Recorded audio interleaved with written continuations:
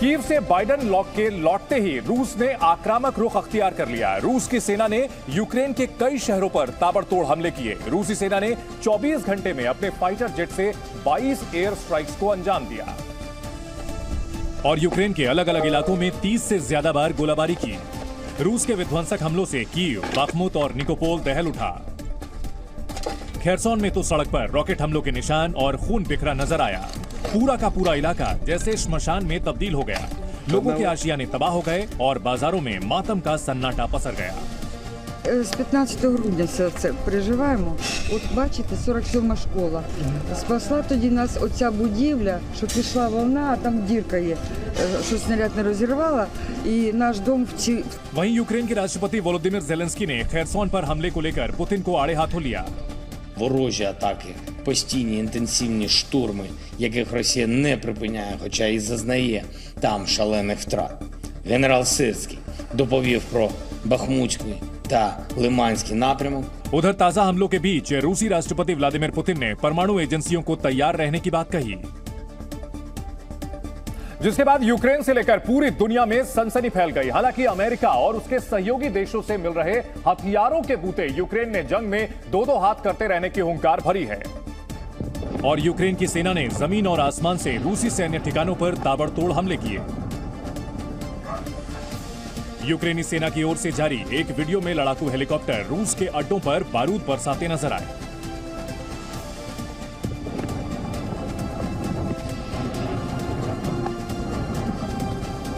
जबकि एक दूसरे वीडियो में यूक्रेन की टैंक ब्रिगेड रूसी सेना पर काउंटर अटैक करती दिखी। बताया जा रहा है इस जवाबी हमले में रूस को भी काफी नुकसान पहुंचा। यही नहीं, जानकारी के मुताबिक अज्ञात इलाके में रूसी सेना जान बचाने के लिए एक घर में घुसी, लेकिन यूक्रेन ने उस घर को ही धमाके से उड़ा दिया, जिसमें दर्जन भर से ज्यादा रूसी जवानों के मारे जाने की खबर है। यूक्रेन युद्ध के 1 साल पूरा होने से पहले ही दुनिया में पैदा हुई नई हलचलों ने सबके होश उड़ा दिए। जहां बाइडेन ने कीव का दौरा कर तहलका मचा दिया, तो वहीं पुतिन ने सीज फायर से इनकार कर संकेत दिए कि जंग अभी रुकने वाली नहीं है। लेकिन इसके बाद पुतिन ने कुछ ऐसा कर दिया जिससे पूरी दुनिया पर एटमी युद्ध का संकट मंडराने लगा। जनता के नाम संबोधन के कुछ घंटे बाद पुतिन ने परमाणु हथियारों के विस्तार पर रोक लगाने वाली अमेरिका के साथ हुई संधि को निलंबित कर दिया। अब तक इस संधि की वजह से रूस के हाथ बंधे हुए थे, मगर इस संधि में रूस की भागीदारी को पुतिन ने निलंबित करके यूक्रेन पर परमाणु हमले की आशंका को बढ़ा दिया। दोनों देशों ने न्यू स्टार्ट संधि पर 2010 में हस्ताक्षर किए थे। यह संधि दोनों देशों के परमाणु हथियारों की संख्या को सीमित करती है और परमाणु हथियार ले जाने में सक्षम मिसाइल के इस्तेमाल को रेगुलेट करती है। लेकिन पुतिन ने कहा कि अगर अमेरिका परमाणु हथियारों का परीक्षण फिर से शुरू करता है तो रूस को भी ऐसा करने के लिए तैयार रहना चाहिए। वहीं पुतिन के परमाणु संधि तोड़ने के फैसले पर अमेरिका ने नाराजगी जताई। अमेरिका के secretary of state Antony Blinken ने इसे पुतिन का गैर जिम्मेदाराना रवैया करार दिया। The announcement by Russia that it's suspending participation in the START is deeply unfortunate and irresponsible. We'll be watching carefully to see what Russia actually does. We'll of course make sure that in any event we are postured appropriately for the security of our own country and that of our allies. You know, when the administration started, we extended New START because it was clearly in the security interests of our country and actually in the security interests of Russia. That only underscores what an irresponsible action this is. But of course, we remain ready to talk about strategic arms limitations at any time with Russia, irrespective of anything else going on. उधर Ukraine की राजधानी Kyiv के दौरे के बाद Poland पहुंचने पर America के राष्ट्रपति जो बाइडेन ने पुतिन को जमकर खरी खोटी सुनाई। उन्होंने पुतिन को सीधी चेतावनी देते हुए कहा कि वे चाहे जितना जोर लगा लें, यूक्रेन को हरा नहीं पाएंगे। जबकि पोलैंड की राजधानी वॉर्सा में लोगों को संबोधित करते हुए जो बाइडेन ने पुतिन को तानाशाह बताया। I'll repeat tonight what I said last year in the same place. A dictator bent on rebuilding an empire will never be able to ease the people's love of liberty. Brutality will never grind down the will of the free. And Ukraine will never be a victory for Russia. Never. Joe Biden ने आरोप लगाया कि Putin NATO देशों में फूट डालना चाहते थे, लेकिन वो अपने इस मंसूबे में कामयाब नहीं हो पाए। He thought he'd get the Finlandization of NATO. Instead, he got the NATOization of Finland and Sweden. He thought NATO would fracture and divide. Instead, NATO is more united and more unified than ever. अमेरिकी राष्ट्रपति ने Ukraine की तारीफ भी की और कहा कि कीव मजबूती और आजादी के साथ खड़ा है, तानाशाह पुतिन से लोहा ले रहा है। I just come from a visit to Kyiv, and I can report Kyiv stands strong. Kyiv stands proud. It stands tall, and most important, it stands free. अमेरिकी राष्ट्रपति जो बाइडेन की यात्रा के बाद पश्चिमी देश यूक्रेन के पक्ष में और तेजी से एकजुट होने लगे हैं, जिसकी तस्दीक तब हुई जब बाइडेन की यात्रा के अगले ही दिन इटली की पीएम जॉर्जिया मेलोनी भी कीव पहुंच गईं। जॉर्जिया मेलोनी ने बाइडेन की ही तरह पोलैंड से ट्रेन पकड़ी और कीव पहुंची। कीव रेलवे स्टेशन पर मेलोनी का स्वागत करने के लिए पहले से ही यूक्रेनी अधिकारी मौजूद थे। इसके बाद जॉर्जिया कीव में रूसी हमलों से तबाह हुई जगहों का दौरा करने पहुंची, जबकि रूसी हमलों में मारे गए लोगों को श्रद्धांजलि भी दी। इटली के पीएम जॉर्जिया मेलोनी ने यूक्रेन के राष्ट्रपति वोलोदिमिर ज़ेलेंस्की से मुलाकात की और उन्हें रूस के खिलाफ मदद देने का भरोसा दिया।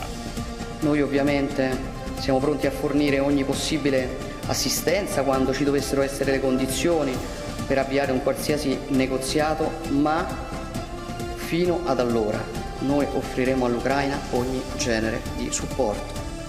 Lo abbiamo fatto finora e continueremo a farlo. हालांकि इटली के प्रधानमंत्री ने यूक्रेन को लड़ाकू विमानों की सप्लाई करने से फिलहाल इनकार कर दिया।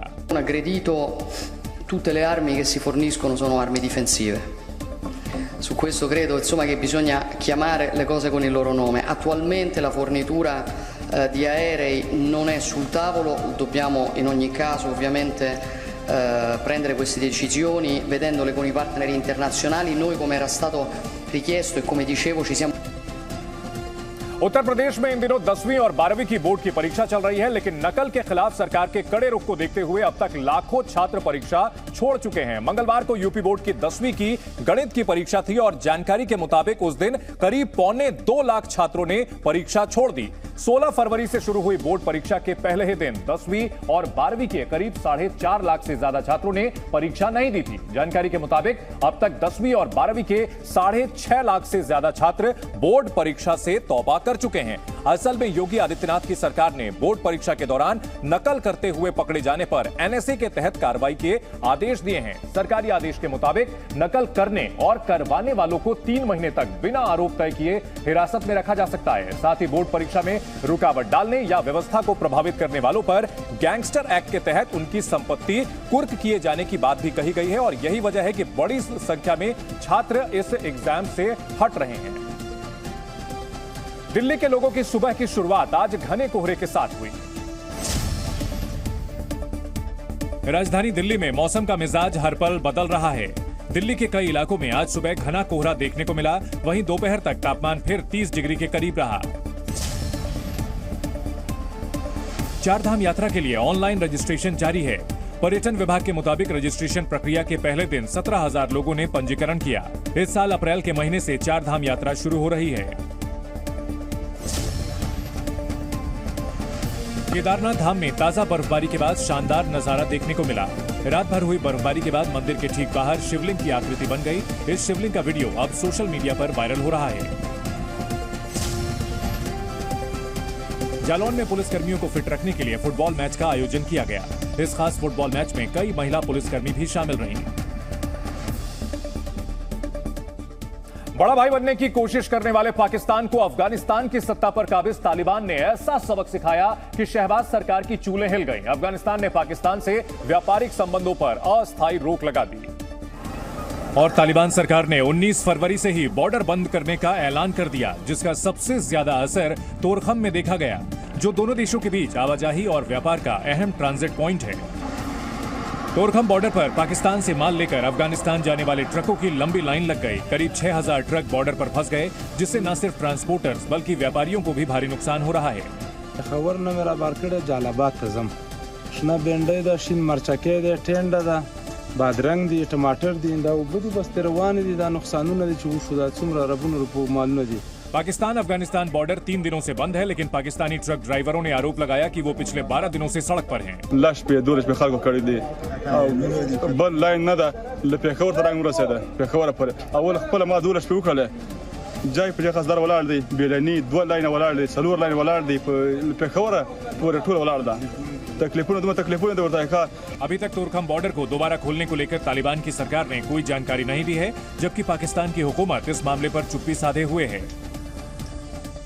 दरअसल पाकिस्तान को इस बात का डर है कि अगर उसने इस मामले में अफगानिस्तान की तालिबान सरकार के खिलाफ कोई भी बयान दिया तो इसके नतीजे और भी गंभीर हो सकते हैं, क्योंकि अफगानिस्तान पाकिस्तान की 2600 किलोमीटर लंबी सीमा रेखा पर पहले से ही तनाव है।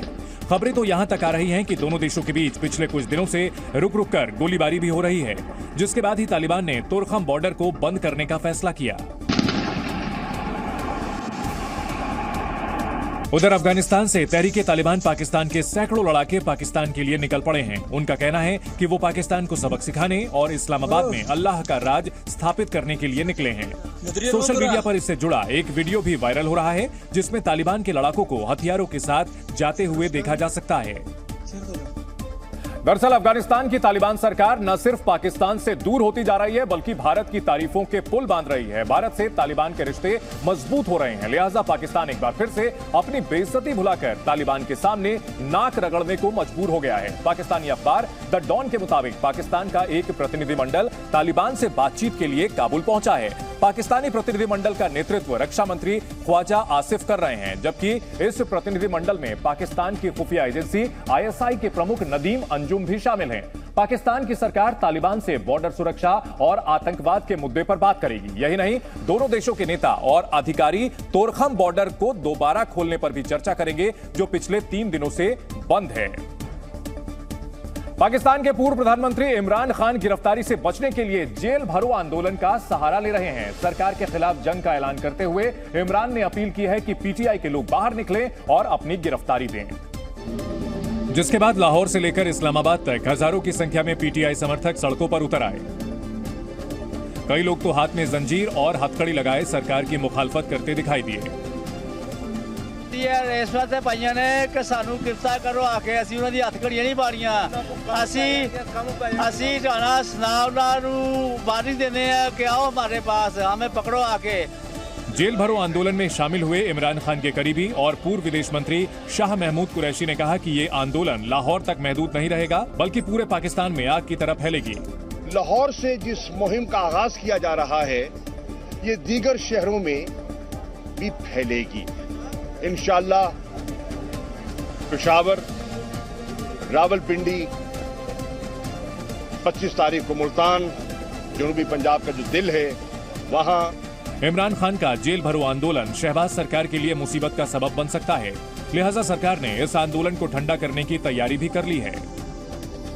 दरअसल पाकिस्तान की हालत पहले से ही पतली है। ऐसे में अगर इमरान खान नया बखेड़ा खड़ा करते हैं तो सरकार की दुश्वारियां बढ़ेंगी। लिहाजा पाकिस्तान की सरकार जेल भरो आंदोलन के खिलाफ सख्ती नहीं बरतेगी, बल्कि शहबाज सरकार इमरान खान के फॉर्मूले पर चलते हुए उनकी नाकामियों का कच्चा चिट्ठा जनता के सामने खोलने का काम करेगी, जिसकी शुरुआत पाकिस्तान की मंत्री मरियम औरंगजेब ने की।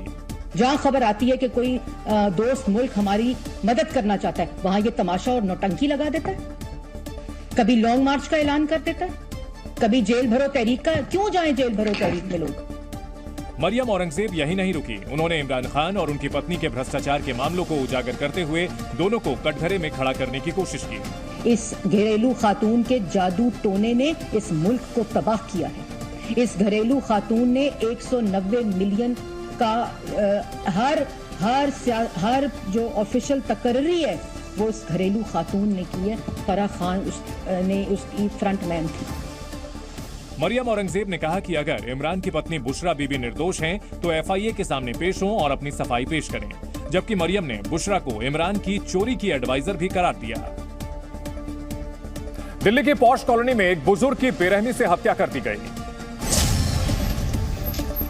दक्षिणी दिल्ली के सैनिक फार्म इलाके में लूटपाट के इरादे से बुजुर्ग की हत्या कर दी गई। शव को पोस्टमार्टम के लिए भेजने के बाद पुलिस आसपास के CCTV कैमरे खंगाल रही है।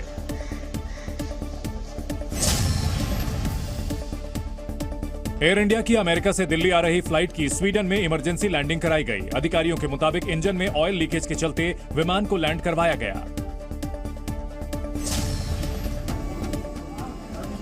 दिल्ली से सटे गुरुग्राम में बाइक सवार बदमाशों ने एक टैक्सी ड्राइवर की गोलियों से भूनकर हत्या कर दी। पुलिस ने अज्ञात लोगों के खिलाफ मामला दर्ज कर जांच शुरू कर दी है। लखनऊ में युवक के कार पर चढ़कर स्टंट करने का वीडियो वायरल हो रहा है। ट्रैफिक नियमों की धज्जियां उड़ाते हुए युवक कार पर खड़े होकर हुक्का पीते नजर आ रहा है। वीडियो सामने आने के बाद पुलिस युवक की तलाश कर रही है। भारत के विदेश मंत्री एस जयशंकर ने राहुल गांधी समेत कांग्रेस पर तीखा हमला बोला है। चीन के सवाल पर जयशंकर ने कहा कि मोदी सरकार चीन से नहीं डरती है, इसलिए एलएसी पर सेना राहुल गांधी ने नहीं, प्रधानमंत्री नरेंद्र मोदी ने भेजी। This narrative that somewhere government is on the defensive, somewhere we are being accommodated. I mean, I ask people, if we were being accommodated, who sent the Indian army to the LAC? Rahul Gandhi didn't send it. Narendra Modi sent it. Okay? We have today the largest peacetime deployment in our history on the China border. Okay? And we are keeping troops there. Jaishankar ने interview में कांग्रेस के उस आरोप का भी जवाब दिया कि चीन ने भारत की जमीन पर कब्जा कर लिया है। You remember that ho halla which happened on a bridge? They were building a bridge in Pangong Tse. Yeah. When did that area actually come under Chinese control? The Chinese first came there in 1958 and Chinese captured it in October 1960. इस interview में S Jaishankar ने IAS अधिकारी रहे अपने पिता का भी जिक्र किया। उन्होंने आरोप लगाया कि इंदिरा गांधी और राजीव गांधी सरकार के दौरान उनके पिता के साथ नाइंसाफी हुई, क्योंकि उनके पिता के सुब्रमण्यम ईमानदार व्यक्ति थे। शायद यही समस्या थी। 1980, he was Secretary Defense Production. In 1980, when Indira Gandhi was re-elected, he was the first secretary that she removed. And, he was the most knowledgeable person, everybody would say, on defense. He was also a very upright person. Maybe that caused a problem, I don't know. After that, he never became a secretary again. He was superseded during the Rajiv Gandhi period for his, somebody junior to him became cabinet secretary. So it was something he felt. We rarely spoke about it, but it was obviously something which must have been inside him. विदेश मंत्री S Jaishankar के वार पर कांग्रेस ने भी जोरदार पलटवार किया। कांग्रेस ने कहा कि जयशंकर इस देश के सबसे नाकाम विदेश मंत्री हैं और बीजेपी देश की अखंडता और सेना के शौर्य के साथ खिलवाड़ न करे। कांग्रेस ने जयशंकर पर चीन को लेकर झूठ बोलने का आरोप लगाया। झूठ बोलना एक्चुअली चीन का साथ देता है, क्योंकि चीन जब कोर कमांडर मीटिंग में बैठता है तो यही कहता है चीन का पीएलए कि आपके प्रधानमंत्री वही तो कह रहे हैं कि कोई घुसा हुआ नहीं है। और एस जयशंकर जी इस देश के सबसे फेल्ड फॉरेन मिनिस्टर लगातार उस बात की पुष्टि कर रहे हैं। एस जयशंकर ने अपने पिता की बात छेड़ी तो कांग्रेस ने भी जयशंकर को उनके पिता का बयान याद दिलाया। अपने ही पिता की बात सुन लीजिए, जिन्होंने 2002 में लिखा था गुजरात के दंगों के बाद कि धर्म का हनन हुआ है गुजरात में, और जिन्होंने मासूम नागरिकों को नहीं बचाया वो असुर है। अपने ही पिता की बात सुनिए। इस वक्त की बड़ी खबर आ रही है, सीमा विवाद पर बीजिंग में बड़ी बैठक हुई है। भारत चीन समन्वय समिति की बैठक में एलएसी की स्थिति की समीक्षा, दोनों देशों में सीमा क्षेत्रों से पीछे हटने पर चर्चा, दोनों देशों के सीमा क्षेत्रों पर मंथन भी किया गया है। इस वक्त की बड़ी खबर, भारत और चीन समन्वय समिति की बैठक। यह बैठक सीमा विवाद पर बीजिंग में हुई है।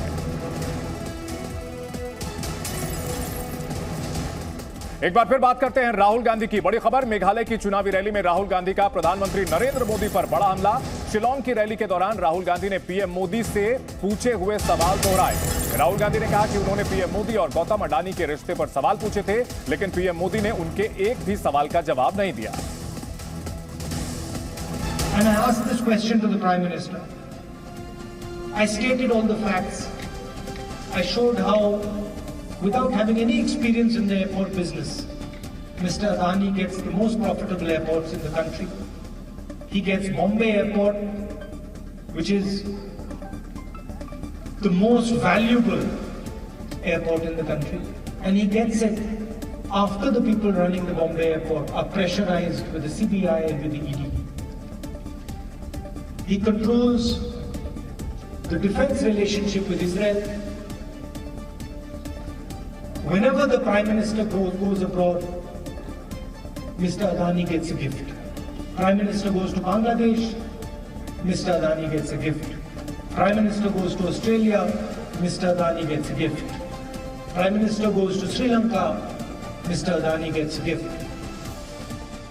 गुजरात हाईकोर्ट ने मोरबी ब्रिज हादसे में जान गंवाने वाले लोगों के परिवार वालों और घायलों को मुआवजा देने का आदेश दिया है। गुजरात हाईकोर्ट ने मोरबी पुल हादसे में मारे गए लोगों के घर वालों को 10-10 लाख रुपए का मुआवजा देने का आदेश दिया है। साथ ही हादसे में घायल हुए लोगों को भी 2-2 लाख रुपए का मुआवजा देने को कहा है।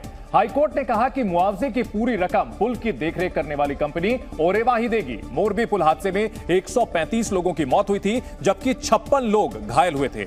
इस तरह ओरेवा कंपनी को मुआवजे के तौर पर 14 करोड़ 62 लाख रुपए देने पड़ेंगे। इससे पहले ओरेवा कंपनी ने सिर्फ 5 करोड़ रुपए का मुआवजा देने की बात कही थी, जिसे हाईकोर्ट ने खारिज कर दिया था। आपको बता दें कि मोरबी में मच्छू नदी पर बने 143 साल पुराने लोहे के पुल की मरम्मत ओरेवा ग्रुप ने ही करवाई थी और मरम्मत के लिए 7 महीने तक बंद रहने के बाद जब यह ब्रिज खुला तो 30 अक्टूबर 2022 को टूट गया। जिस वक्त लोहे का पुल टूटा था उस वक्त उस पर 300 से 400 लोग मौजूद थे। भिवानी हत्याकांड मामले में आज विश्व हिंदू परिषद, बजरंग दल समेत कई हिंदू संगठनों ने हरियाणा के हथीन में महापंचायत की। महापंचायत ने इस मामले में सीबीआई जांच की मांग की है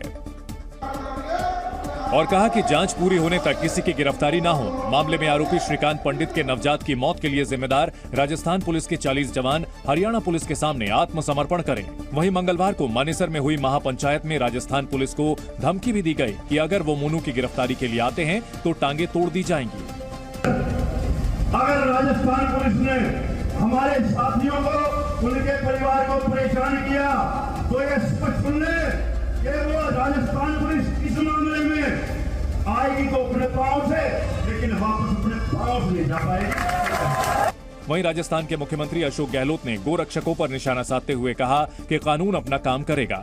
और ये जो लफंडर टाइप लोग हैं जो बजरंग दल के नाम से, विश्व हिंदू परिषद के नाम से काम करते हैं, बेईमान लोग हैं, असामरिक तत्व। प्रधानमंत्री खुद ने कहा ये एंटी सोशल एलिमेंट है। एक बार बोल गए वो 4 साल पहले, अगर बार बार बोलते तो अभी नौबत ही नहीं आती। राजस्थान में चुनाव करीब है, इसलिए इस मामले पर सियासी बवंडर मचना तय था। कांग्रेस के राज्यसभा सांसद इमरान प्रतापगढ़ी ने भरतपुर में जुनैद और नासिर के परिवार से मुलाकात की और उन्हें भरोसा दिलाया कि इंसाफ मिलेगा। इमरान प्रतापगढ़ी ने आर्थिक मदद और सरकारी नौकरी दिलाने का भी आश्वासन दिया। इमरान ने गौरक्षकों को लेकर प्रधानमंत्री मोदी का पुराना बयान भी दोहराया। और मैं प्रधानमंत्री जी को भी उनका पुराना भाषण याद दिलाना चाहता हूं, जिसमें अपने एक भाषण में उन्होंने ये बात कही है कि दिन में गौरक्षक का चोला ओढ़ने वाले लोग रात को क्या क्या अपराध करते हैं मुझे पता है। मैं तो राज्य सरकारों से कहूंगा कि उनका डोजियर बनाओ।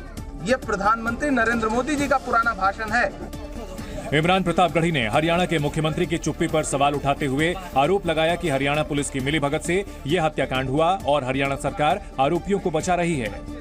में उठाऊंगा क्योंकि सीधे सीधे ये फेल्योर जो है वो हरियाणा सरकार का है। हरियाणा की पुलिस शामिल रही है एक तरह से इस हत्याकांड में।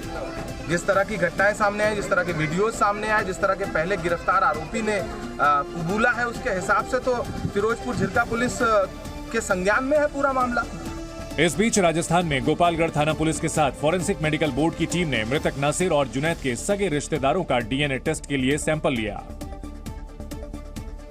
इस बीच भिवानी हत्याकांड में फरार आरोपी श्रीकांत पंडित ने सोशल मीडिया पर एक वीडियो डाला है। इस वीडियो में श्रीकांत ने राजस्थान पुलिस पर गंभीर आरोप लगाए हैं और खुद को बेकसूर बताया है। श्रीकांत ने कहा कि राजस्थान पुलिस की वजह से उसकी पत्नी के गर्भ में 9 महीने के बच्चे की मौत हो गई। मेरी पत्नी के साथ घर में आकर जो 9 महीने की गर्भवती है उसके साथ धक्का मुक्की की जाती है, जिससे कि मेरा एक नवजात शिशु जिसने अभी जन्म भी नहीं लिया दुनिया में, वह स्वर्ग सिधार गया। श्रीकांत का दावा है कि वो भिवानी हत्याकांड में शामिल नहीं है और उसे फंसाने की कोशिश हो रही है। मैं सभी से एक बात कहना चाहता हूं, मैं अगर इस कांड में दोषी हूं तो मुझे सजा मिलनी चाहिए। जब मेरा इस मामले में कोई हाथ नहीं है तो मुझे क्यों सजा दी जा रही है और क्यों मेरे परिवार को परेशान किया जा रहा बार बार। मेरा सभी गौ भक्तों और राष्ट्रवादियों से एक अपील है, मेरे ऊपर जो बर्बरता हो रही है वह गलत है। ब्रिटेन ने भारतीयों को वीजा देने के लिए नई स्कीम शुरू की है। ब्रिटेन सरकार इस महीने के अंत तक 2400 भारतीयों को वीजा देगी। UK India young professional scheme के तहत 18 से 30 साल तक की उम्र के भारतीय नागरिकों को ब्रिटेन में 2 साल रहने और काम करने का मौका मिलेगा। रूस की राजधानी मॉस्को में देर रात एक इमारत में भीषण आग लग गई। आग में झुलसने से 2 बच्चों समेत 6 लोगों की मौत हो गई, वहीं 9 लोग घायल हो गए।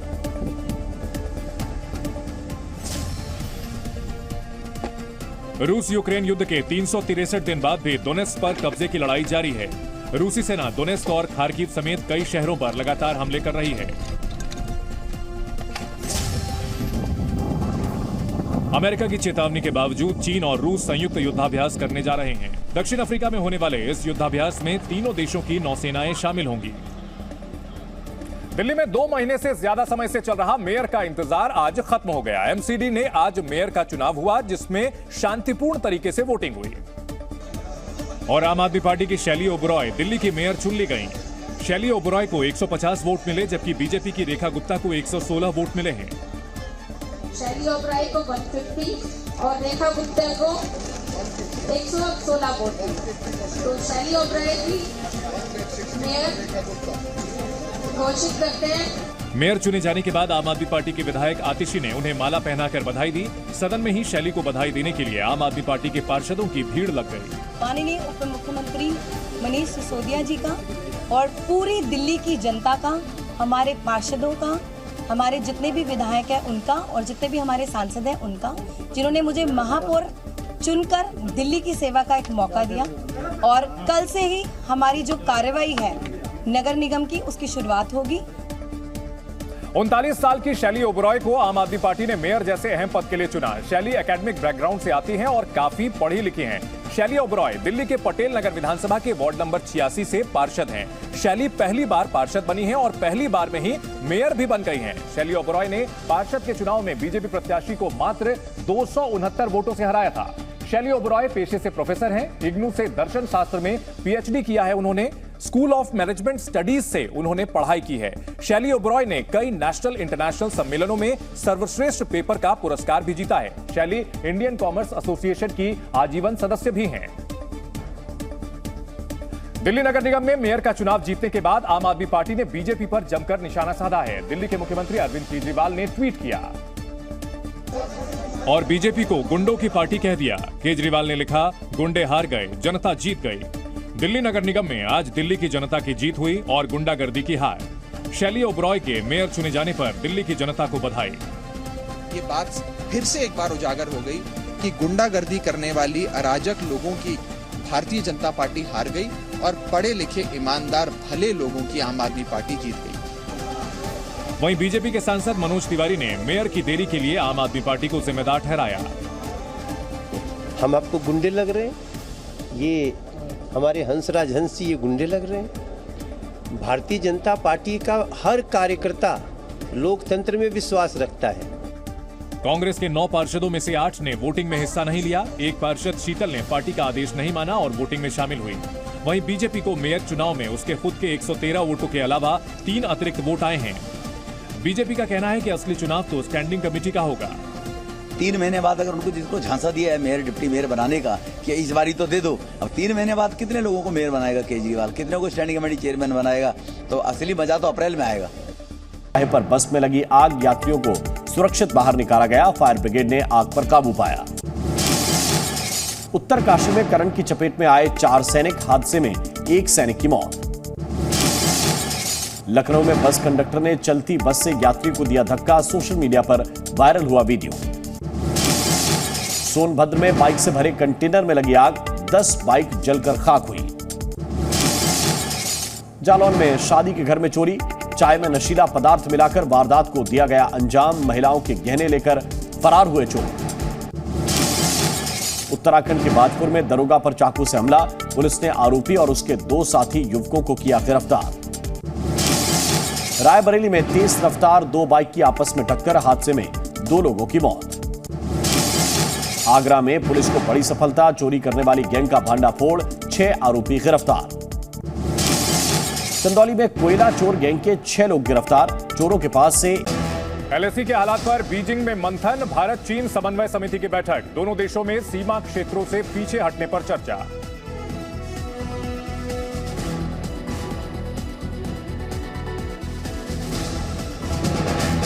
राहुल गांधी का ममता पर वार, कहा टीएमसी बीजेपी की सहयोगी, ममता ने किया पलटवार, कांग्रेस को वोट मांगने का कोई नैतिक अधिकार नहीं।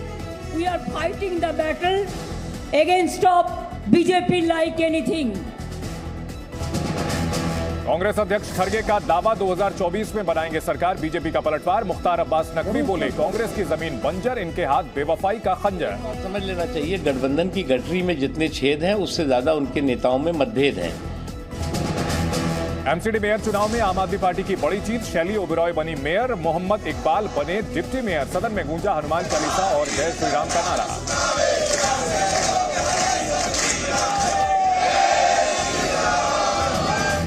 उद्धव ठाकरे को सुप्रीम कोर्ट से फिलहाल राहत नहीं, कोर्ट ने चुनाव आयोग के फैसले पर रोक लगाने से किया इनकार, 2 हफ्ते बाद फिर होगी सुनवाई। शरद पवार ने कहा राजनीतिक संकट के हालात।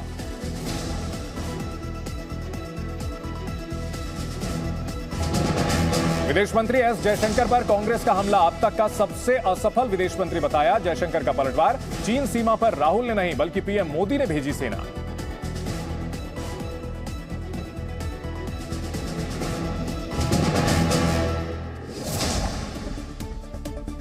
लोक गायिका नेहा राठौर को मंगलवार को यूपी की कानपुर देहात पुलिस ने कारण बताओ नोटिस दिया। नेहा राठौर ने कानपुर देहात में महिला के जिंदा जलने के मामले में यूपी में काबा सीजन 2 नाम से एक गाना गाया था, जिसमें उन्होंने यूपी की कानून व्यवस्था और योगी आदित्यनाथ पर निशाना साधा है।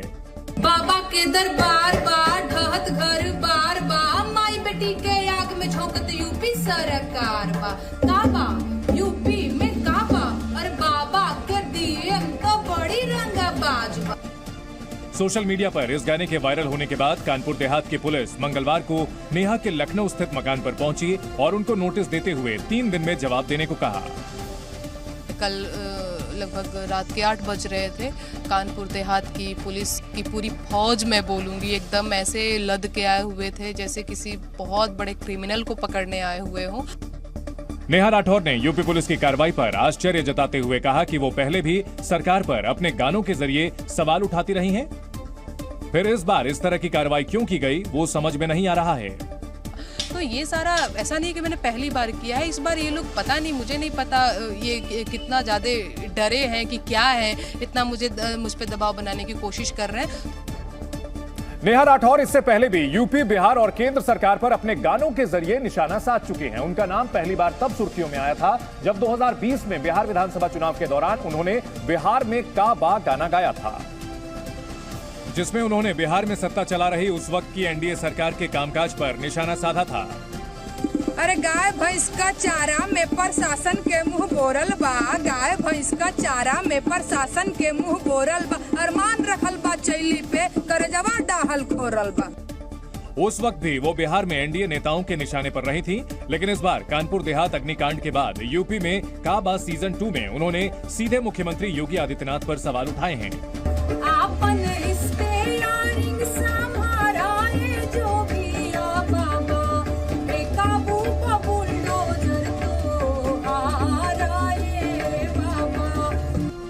गाने में योगी आदित्यनाथ के कामकाज पर सवाल उठे तो पुलिस ने उनको नोटिस थमा दिया। हालांकि नेहा की दलील है कि वो नोटिस से डरने वाली नहीं है।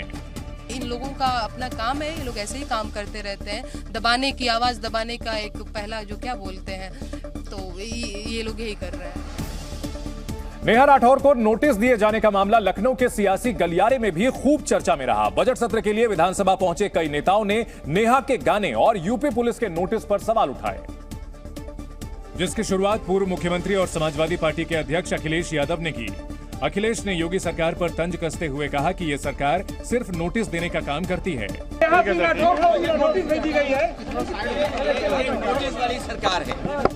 अखिलेश के वार पर उत्तर प्रदेश के डिप्टी सीएम ब्रजेश पाठक ने पलटवार किया और कहा कि सूबे में कानून का राज है। देखिए, हम उत्तर प्रदेश राज्य में कानून का राज स्थापित करने के लिए प्रतिबद्ध हैं। किसी भी व्यक्ति को हम कानून से छेड़छाड़ की इजाजत नहीं देंगे। सियासी बयानबाजी के बीच नेहा राठौर ने कहा है कि वो अपने वकील के जरिए पुलिस के नोटिस का जवाब देंगी। योगी सरकार ने आज उत्तर प्रदेश का बजट पेश कर दिया। 6,90,000 करोड़ रुपए के इस बजट को यूपी के इतिहास का सबसे बड़ा बजट बताया जा रहा है। ठीक 11 बजे यूपी के वित्त मंत्री सुरेश खन्ना ने बजट पेश किया। इस बजट में योगी सरकार का फोकस यूपी के बुनियादी ढांचे को मजबूत करने पर रहा। बजट में सड़क और पुल निर्माण के लिए 21,159 करोड़ 62 लाख रुपए का ऐलान किया गया। वृद्धावस्था और किसान पेंशन योजना के लिए 7,248 करोड़ रुपए, छात्र छात्राओं को टैबलेट और स्मार्टफोन देने के लिए 3,600 करोड़ रुपए, मुख्यमंत्री कन्या सुमंगला योजना के लिए 1,050 करोड़ रुपए, ओबीसी के गरीब परिवारों की बेटियों की शादी अनुदान योजना के लिए 150 करोड़ रुपए। वाराणसी में रोपवे सेवा शुरू की जाएगी। इसके लिए बजट में 150 करोड़ रुपए दिए गए हैं। बजट में बताया गया है कि बेरोजगारी दर 5 साल में घटकर 4.2% हो गई है। 46 लाख गन्ना किसानों को 1,96,000 करोड़ रुपए का भुगतान किया गया। यूपी ग्लोबल इन्वेस्टर समिट में करीब 34 लाख करोड़ रुपए के निवेश के समझौते हुए। सुधर गई कानून व्यवस्था, उद्योगों की अलग जगी। यूपी बना ग्रोथ का इंजन, ये सब पहली दफा समझ। और फकत किनारे बैठे बैठे लहरों से मत सवाल कर, डूब के खुद गहरे पानी में पानी का फलसफा कर। योगी सरकार ने 2024 के लोकसभा चुनाव को ध्यान में रखते हुए राज्य के हर वर्ग को साधने की कोशिश की है। मुख्यमंत्री योगी आदित्यनाथ ने बजट के बाद प्रेस कॉन्फ्रेंस की और इस बजट को आत्मनिर्भर भारत की तर्ज पर आत्मनिर्भर यूपी बनाने वाला बताया। आत्मनिर्भर भारत की तर्ज पर आत्मनिर्भर उत्तर प्रदेश की नींव को प्रस्तुत करने वाला बजट है।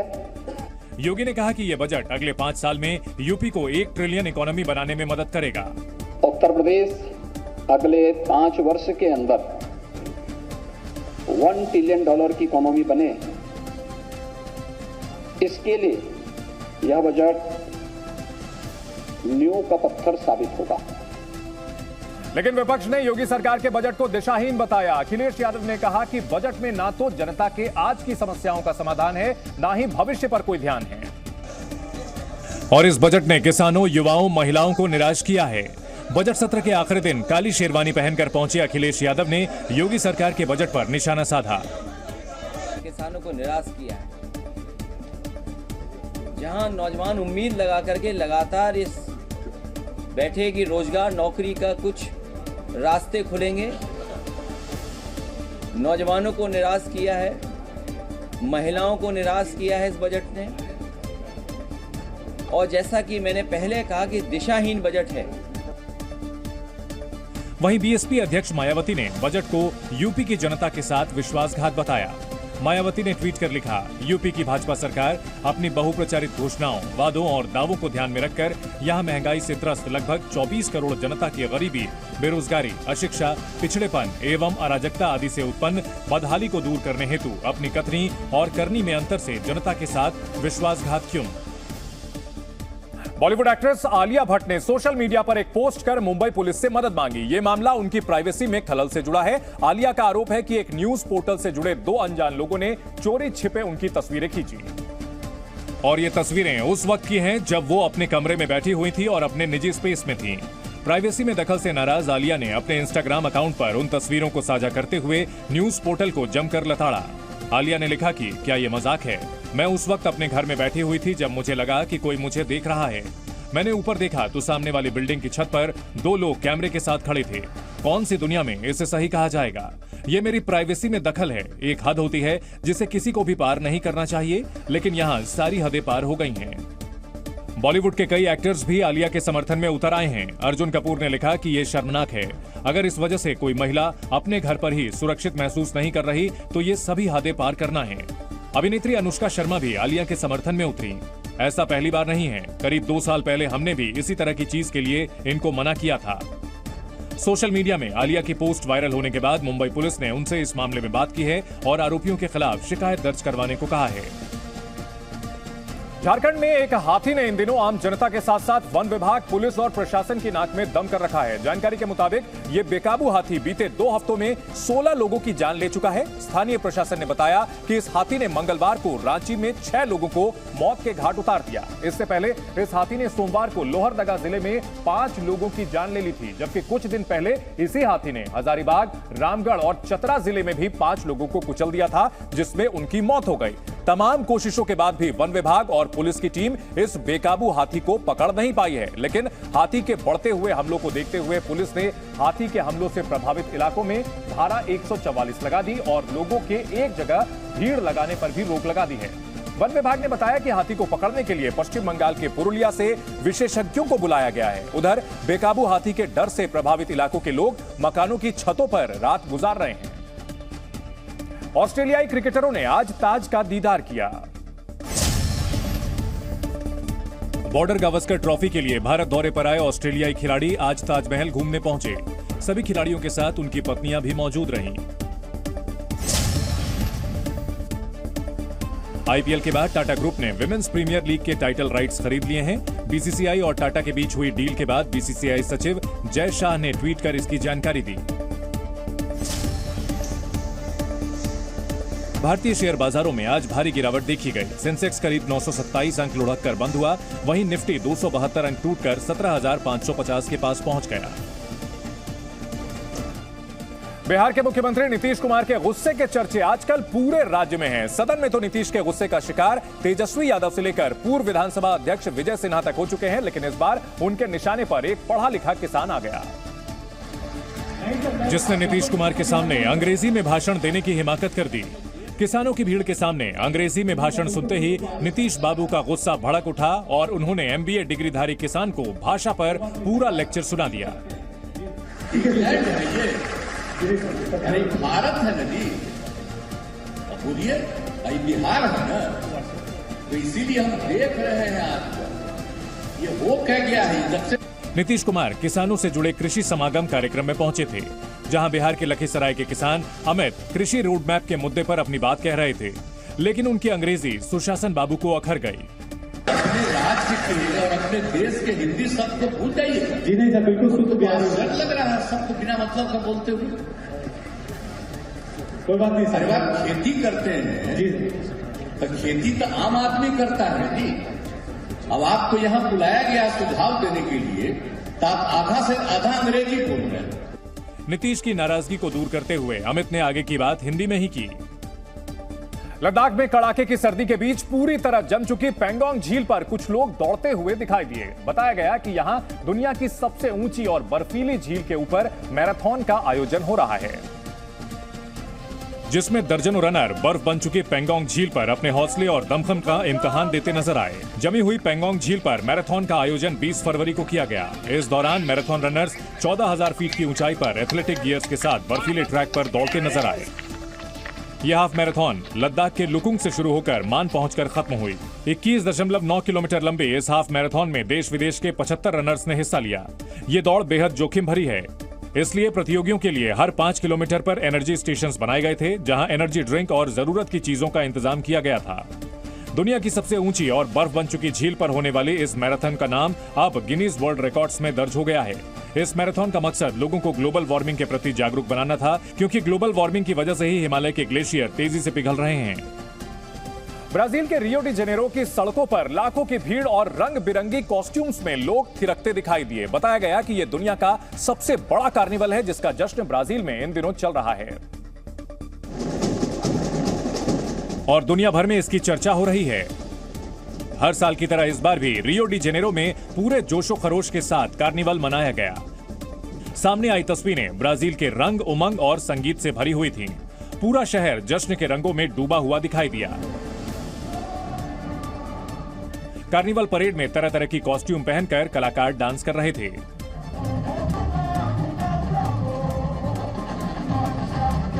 तो कहीं स्कूल के बैंड ब्राजील की संगीत की धुन बजा रहे थे। इस कार्निवल में कई प्रतियोगिताएं भी हैं, जिनमें स्कूल के बच्चे भी हिस्सा ले रहे हैं। कहीं सांबा डांस है तो कहीं कोई कलाबाजियां करता हुआ परेड में आगे बढ़ रहा है। 17 फरवरी से ब्राजील में इस कार्निवल की शुरुआत हुई और आज इसका आखिरी दिन है। इस बार 400 से भी ज्यादा परेड इस कार्निवल का हिस्सा बनी। जानकारी के मुताबिक इस बार 4 करोड़ से भी ज्यादा लोग ब्राजील के इस कार्निवल में शामिल हुए।